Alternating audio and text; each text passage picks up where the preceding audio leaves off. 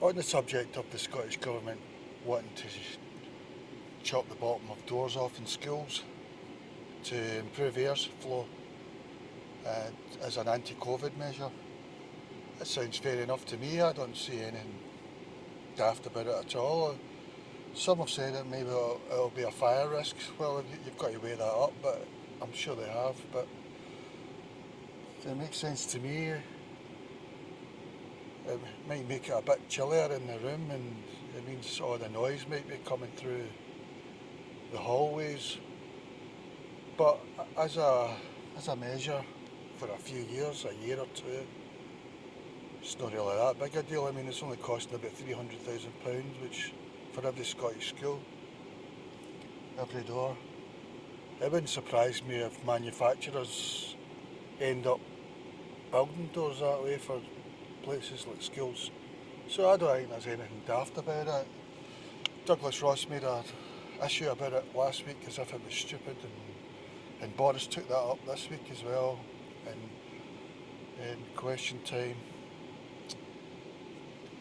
I think they're making fools of themselves, the Tories, by saying that. So if chopping the doors lowers the chances of COVID spreading, because it spreads really easily among young people and it's not really going to affect them. At the end of the day, there's going to be people at the end of the line, the vulnerable people, who are the ones who are going to die of it. And if it stops even one or two not dying, that's a very good thing, I would say. As for all the stuff about Omicron just now, and Boris is scrapping all the rules down in England,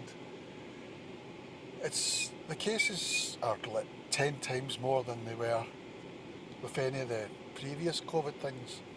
I appreciate that there's hardly anybody dying now, but there still is people dying. There was 29 the other day in Scotland. I think that's still pretty regular. And I saw a graph that someone had made comparing it to flu, and at the moment the graph said that it's about 2 times more deadly than flu. So double the amount of people dying of flu. I've never heard of anybody dying of flu, you know. You hear about it every year, and we get jags every year for flu. For people who want the jag against flu. And it's still double that. But really, I think chipping off bottom of the doors is fine by me. I wouldn't really like it if there was a school pupil, I would imagine, because it might make things a bit chillier. You might be more prone to outside noise from the hallway and stuff like that.